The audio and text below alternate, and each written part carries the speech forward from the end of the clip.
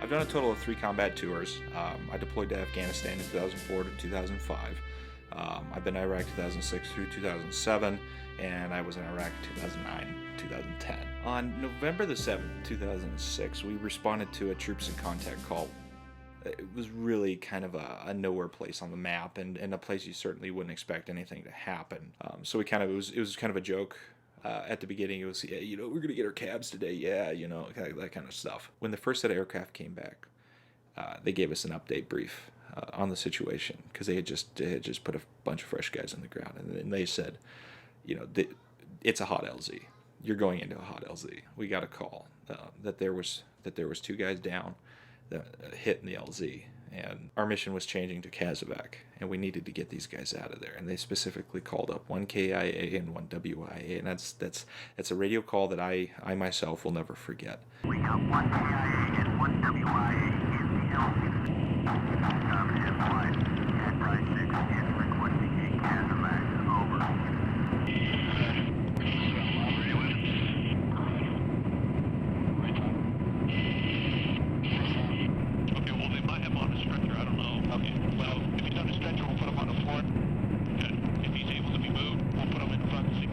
Our second aircraft in the flight calls us up and tells us that we're taking fire. And just as they had said it, the left gunner identified the tracer rounds coming up underneath us, and I stuck my head out the window, and I watched the tracer rounds come up under our nose and fly out into the distance.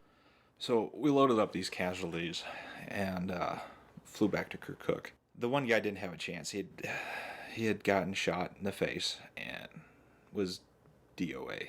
I had not even thought about what had just happened. We're at the refueling point. I jumped out of the aircraft, and we're going to load up these rockets, so I got to put up the seats in the back.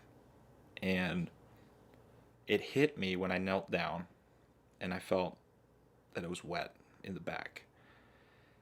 My mind instantly knew exactly what was happening.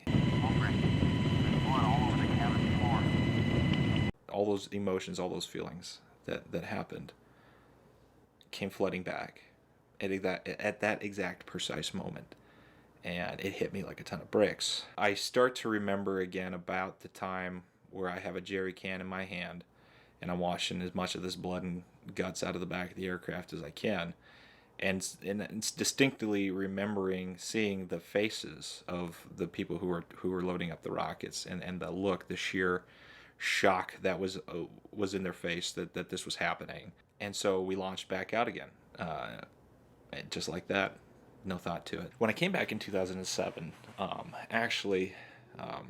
about 3 to 6 months in is when I really started to notice that I was having some issues. So we go into a denial mode and think that it'll be okay. It'll just kind of fix itself on its own. The signs and symptoms that I had experienced were primarily a high level of anger, being able to go from 0 to 60 over dumb stuff very quickly. Anxiety was a big one for me, and some paranoia, flashbacks, and night terrors were all my big ones that I experienced. PTSD really put a strain on my marriage for a while, and yeah, it still does a little bit, but we try to manage it the best we can.